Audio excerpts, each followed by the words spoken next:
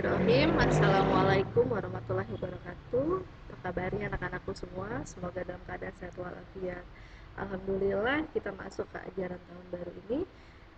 Di tahun ajaran baru ini kita memang belajar tidak tatap muka langsung ya, tapi melalui daring. Tapi semoga walaupun pembelajaran yang melalui daring tidak menyurutkan semangat kalian untuk belajar. Oke, sekarang hari ini kita mau belajar IPA ya. Materinya adalah besaran dan pengukuran. Besaran dan pengukuran ini kalian sudah pelajarin waktu kalian masih SD. Kita lanjut. Oke, kita mulai belajar dari besaran. Besaran adalah sesuatu yang dapat diukur, nilainya dinyatakan dengan angka-angka dan memiliki satuan. Contohnya 90 cm, 50 kg, atau 60 detik. Sementara satuan adalah sesuatu yang mengikuti besaran tersebut. Suatu besaran yang nilainya ditetapkan lebih dulu sebagai dasar untuk melakukan pengukuran. Contohnya, sini dilihat. Panjang bangku itu adalah 70 cm. Panjang itu termasuk apa? Ya, panjang itu termasuk besaran. Bangku, benda ya. 70, apa 70? 70 itu angka atau nilai. Sementara cm adalah ya, satuan. Jadi, cm itu adalah satuan dari besaran panjang. Ya, ini dia. Besaran adalah sesuatu yang dapat diukur dan dinyatakan dengan nilai atau angka serta memiliki satuan. Besaran itu ada dua. Ya, besaran itu ada dua macamnya. Ada besaran pokok dan besaran turunan. Yang sekarang kita mau bahas adalah besaran pokok dulu. Besaran pokok adalah besaran yang satuannya telah ditetapkan atau dibakukan untuk digunakan sebagai dasar dalam menentukan satuan-satuan pada besaran lainnya.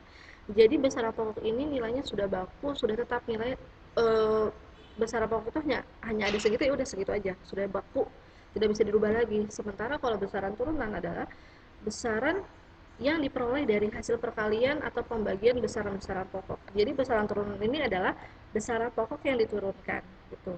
Gampangnya gitu. Jadi besaran pokok itu sudah baku segini, besaran turunan itu adalah besaran pokok yang diturunkan lagi.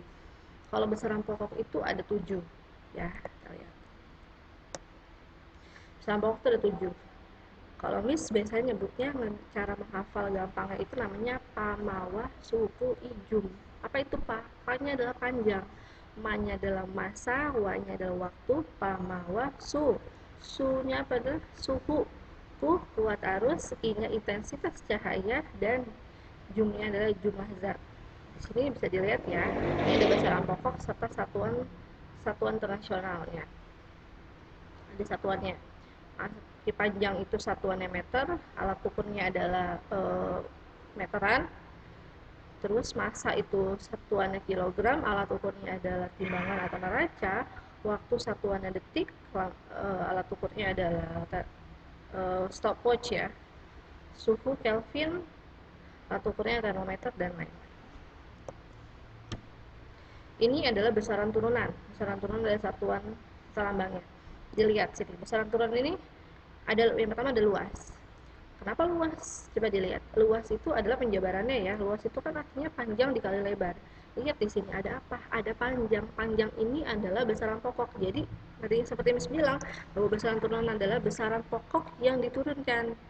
Panjang kali lebar berarti besaran pokoknya adalah panjang. Volume panjang kali lebar kali tinggi. Besaran pokoknya apa? Panjang, betul. Massa jenis, massa dibagi volume. Apa besaran pokoknya? Ini massa dan lain sebagainya. Paham ya? Jadi bedanya gitu. Kalau besaran pokok dihafalin aja, selalu ada 7.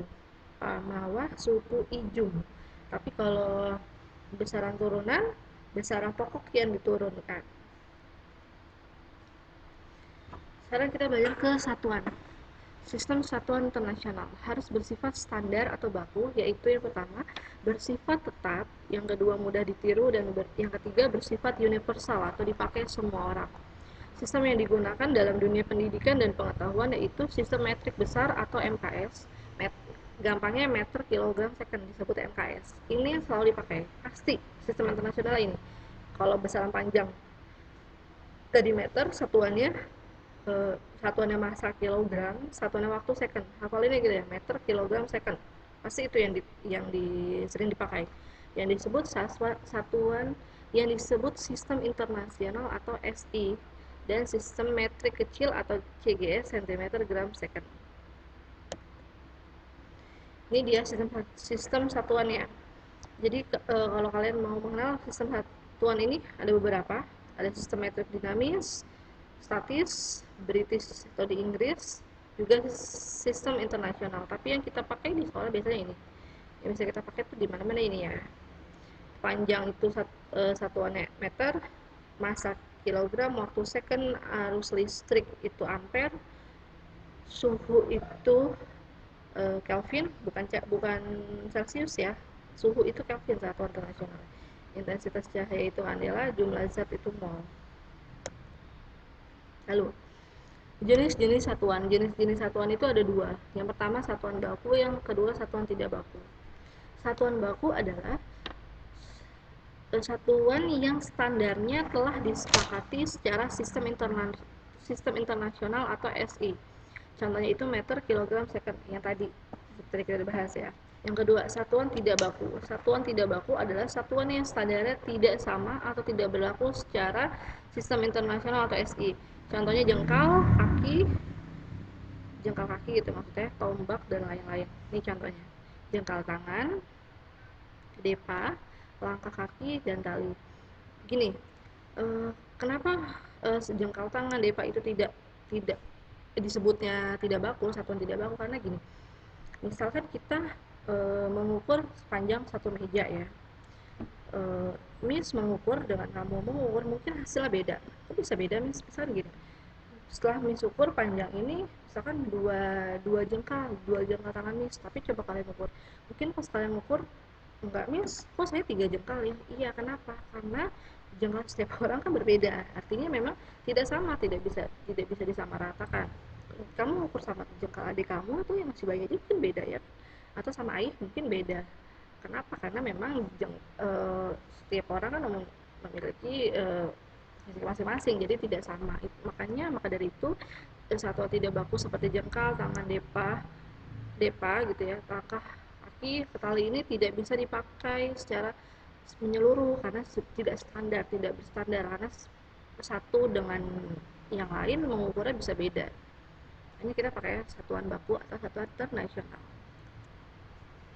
Nih, sekarang kita ke konversi satuan panjang, massa, dan waktu. Ini kalian sudah pernah belajar pasti waktu SD ya, pasti, nggak mungkin enggak.